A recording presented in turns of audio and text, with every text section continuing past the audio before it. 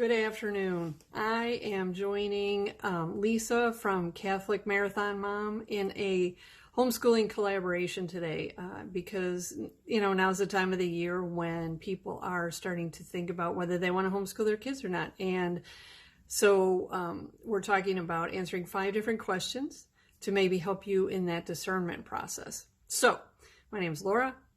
I've been homeschooling for 22 years. I have 7 children. And we have homeschooled all of them from the very beginning all the way through high school. I have 5 children who have graduated at this point and are healthy, functioning adults. And I have 2 left in school. One is a junior and one is a freshman. So the end is in sight for me, and I don't even have too many gray hairs to show for all these years.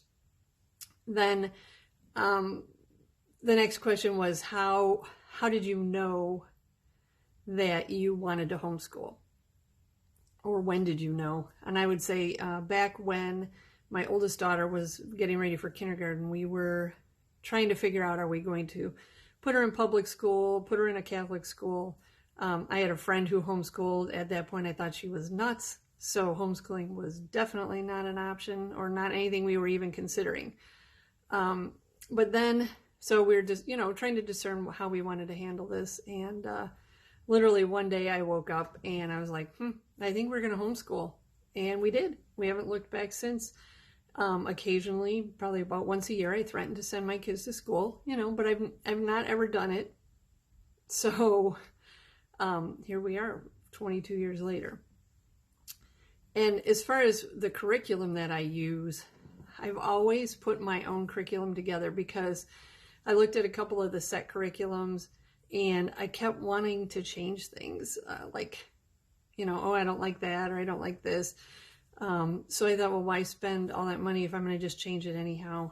So I've used probably everything. I've used parts of Seton, Mother of Divine Grace, Catholic Heritage curriculum. I've done unit studies. I've done the classical programs. We've done co-ops. And every year it always looked a little bit different. It depended on the kids, what they wanted, what we wanted to learn, what our situation was going to be that year. Was it going to be a baby year? Then I'd kind of lighten things up a little bit. So doing my own curriculum afforded me a lot of that flexibility. And then also, once they hit high school, I did a lot of research, set my program for the 4 years of high school. And then everybody has pretty much followed that program, more or less, a little variation here or there. But I haven't changed the high school program as much as I changed the grade school program. What has been my greatest challenge? Really, homeschooling is hard. I wrote a whole lengthy blog post about it. There's all different kinds of things that make it difficult. But my greatest challenge was probably relatively early on, was trying to figure out how I was going to get everything done. I would sit there with one kid doing math, and I'd have this line next to me going, "Mom, what do I do now? What do I do now?" Drove me nuts. And trying to figure out, well, if we're doing school and it's taking us all day to do it, how am I supposed to do everything else? And I know that that's a frustration for most homeschooling mothers. So that was my biggest challenge. And it took me a number of years to come up with all the systems I needed to make it less challenging. So I came up with a schedule for school. I came up with a chore schedule, and I did meal planning, and which I'm not a fan of doing, but I know how important it is. And I scheduled in, I took a look at how our schooling was working and really tried to systematize the basics of the day. Of course, I came up with a book about it. So if you're interested, that's available, A Plan for Joy in the Home. And then that helped tremendously. Just having systems in place helped tremendously. So then,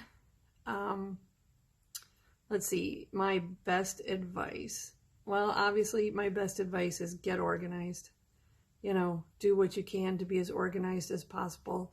And maybe even above all that, even if you are organized, please be flexible, because things aren't always going to go the way you want them to. That's just the way it is. So be flexible, be organized, and pray a lot. Your prayer life is the foundation of your homeschool. So make sure you have a good prayer life in place. So hopefully those questions or those answers helped you to discern. And I'm always here if you have any other questions. Have a good day.